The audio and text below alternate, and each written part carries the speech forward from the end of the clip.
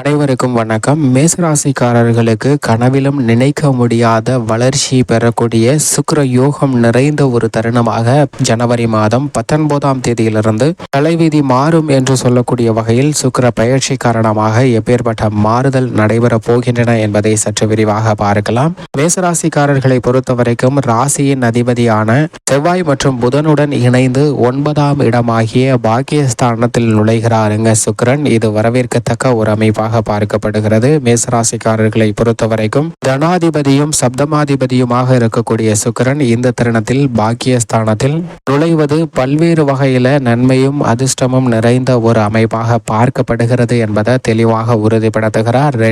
7ஆம் இடத்தின் அதிபதியாக உள்ள சுக்கிரன் அஷ்டமஸ்தானத்தை விட்டு விலகுவது பல்வேறு வகையில மேசராசிக்காரர்களுக்கு அதிர்ஷ்டமும் யோகமும் நிறைந்த ஒரு தருணமாக மாறுகிறது என்பதை தெளிவாகவும் துல்லியமாகவும் உறுதிப்படுத்துகிறார் சுக்கிரன்.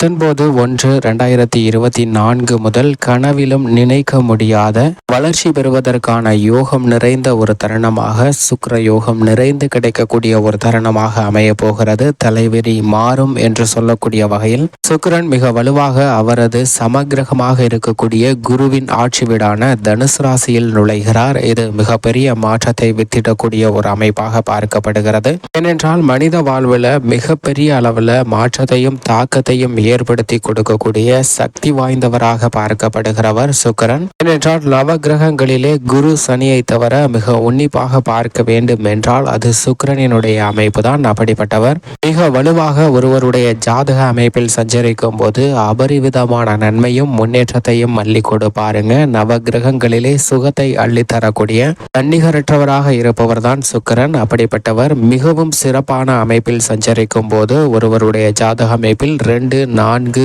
5, 7, 9 மற்றும் 11 ஆகிய இடங்கள்ல சஞ்சரிக்கும் போது அபரிவிதமான வளர்ச்சியும் முன்னேற்றத்தையும் மல்லி கூட பாருங்க. செல்வ செழிப்பு, சிற்றின்பம், இல்லற சுகம், ஆடம்பர வாழ்க்கை, வசதி வாய்ப்பு என அனைத்து விதமான நிகழ்வுகளும் கனவில் காணாத அளவிற்கு மிக சிறப்பாக பெறுவதற்கான வாய்ப்பையும் யோகத்தையும் மல்லி தரக்கூடிய தன்னிகரற்றவராக இருக்கக்கூடியவர் தான் இந்த சுக்கிரன். அப்படிப்பட்டவர் குருவிற்கு சமகிரகமாக பார்க்கப்படுகிறார். ஆனால் குருவின் பார்வையில் சுக்கிரனை குரு பகை கிரகமாக பார்க்கிறாருங்க. குருவின் பார்வையில் பகை கிரகமாக இருந்தாலும் கூட சுக்கிரனின் பார்வையில் குரு சமகிரகமாக பார்க்கப்படுகிறார். ஏனென்றால் குருவின் மற்றொரு ஆட்சி வீடான மீனராசி அவரது உச்ச வீடாக பார்க்கப்படுகிறது. எனவேதான் குருவின் ஆட்சி வீடான தனுசு ராசியில் நுழையக்கூடிய இந்த தருணத்துல நிறைந்த மாறுதலும் முன்னேற்றமும் மிகவும் அபரிவிதமாக ஏற்படுத்தி கொடுப்பார் சுக்கிரன். அதே சமயம் சுக்கிரன் ஜென்மத்திலோ அல்லது அஷ்டமத்திலோ அமரும் போது பெரிய அளவிற்கு சாதகமற்ற ஒரு அமைப்பாக பார்க்கப்படுகிறது. இருந்தாலும்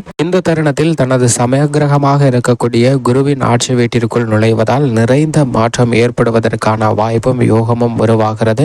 குறிப்பாக கனவிலும் நிலைக்க முடியாத அளவிற்கு வளர்ச்சி பெறுவதற்கான வாய்ப்பும் சுக்கிர யோகம் நிறைந்த ஒரு தருணமாகவும் பார்க்கப்படுகிறது. ஏனென்றால் மேசராசியில் சஞ்சரித்துக் கொண்டிருக்கக்கூடிய குரு பகவான் தனது சுப பார்வையினால் மிகவும் அதீதமான வலிமை நிறைந்த கிரகமாக சுக்கிரனை மாற்றுகிறாருங்க. சுக்கிரனின் மீது குருவின் சுப பார்வை அதீதமாக கிடைப்பது சுக்கிரனால் ஏற்படக்கூடிய தோஷங்களும் விலகி நிறைந்த நன்மை கிடைப்பதற்கான வாய்ப்பு நிச்சயமாக உருவாகிறது. அது மட்டுமல்லாது குரு சுக்கிர யோகம் நிறைந்த ஒரு தருணமாக மிகவும் சிறப்பாக அமையக்கூடிய ஒரு தருணமாக பார்க்கப்படுகிறது என்பதை தெளிவாகவும் துல்லியமாகவும் உறுதிப்படுத்துகிறாருங்க. அது மட்டுமல்லாது சுக்கிரன் இந்த தருணத்தில் செவ்வாய் மற்றும் புதனுடனும் இணைந்து சஞ்சரிக்க போகிறாருங்க. செவ்வாயுடன் இணைவதால் மங்களகரமான பல நிகழ்வுகள் நடைபெறுவதற்கான வாய்ப்பு மிக அதீதமாக கிடைக்கிறது. பெண் தன்மை கொண்ட சுக்கிரன் ஆண் தன்மைக்கு அதிகாரம் கொண்ட செவ்வாயுடன் இணைவதால் குடும்பம் மிக சிறப்பான மகிழ்ச்சி பெறுவதற்கான வாய்ப்பும் காதல், திருமணம் உள்ளிட்ட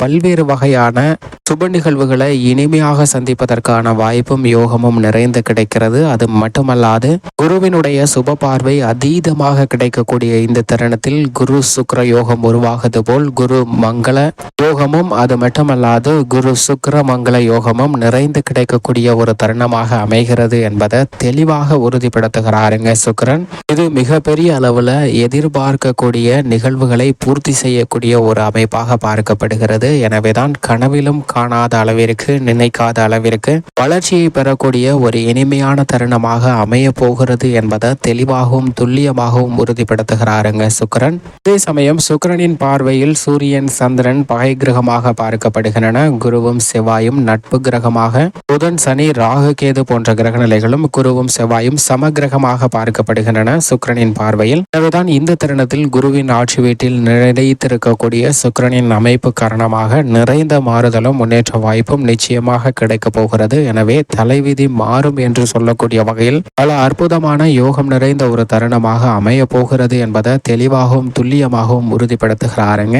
இந்த தருணத்தில் தசாபுத்திகள் வலுவாக இருப்பின், மேலும் குறிப்பாக சுக்கிர தசை, அவரது நட்பு கிரகமாக இருக்கக்கூடிய புதன் சனி ராகு கேது போன்ற புக்திகள் நடைபெறும் போது மிகுந்த வளர்ச்சியும் முன்னேற்றமும் மிகவும் அபரிவிதமாக கிடைக்கும். ஆனால் அதே சமயம் சுக்கிரனின் பகை கிரகமாக இருக்கக்கூடிய சூரியன் சந்திரன் புக்திகள் நடைபெற்றால் சற்று கவனத்துடன் இருக்க வேண்டும். அதே சமயம் குரு செவ்வாய் புக்திகள் நடைபெற்றால் மிகவும் அபரிவிதமான நன்மையும் முன்னேற்ற வாய்ப்பும் நிறைந்து கிடைக்கக்கூடிய ஒரு யோகமும் அதிர்ஷ்டமும் நிறைந்த ஒரு தருணமாக அமைகிறது என்பதை தெளிவாக உறுதிப்படுத்துகிறாருங்க சுக்கிரன். இந்த தருணத்தில் சுக்கிர தசையோ சுக்கிர புக்தியோ நடைபெற்றால் நிச்சயமாக அபரிவிதமான வளர்ச்சியும் முன்னேற்றமும் தலைவிதி மாறும் என்ற நிலையை உருவாக்கி கொடுக்க போகிறார். சுக்கிர மகாதசை நடைபெறுகிறவர்களுக்கு மிகப்பெரிய மாற்றத்தை அள்ளி கொடுக்க போகிறாருங்க. இது வரவேற்கத்தக்க ஒரு அமைப்பாக பார்க்கப்படுகிறது. இப்படி சுக்கிரனுடைய அமைப்பு மிகவும் சிறப்பாக இருக்கக்கூடிய இந்த தருணத்தில் குடும்ப சூழ்நிலை எப்படி அமைகிறது என்று பார்க்கும்போது, மேசராசிக்காரர்களுக்கு சுக்கிரனுடைய சுப பார்வை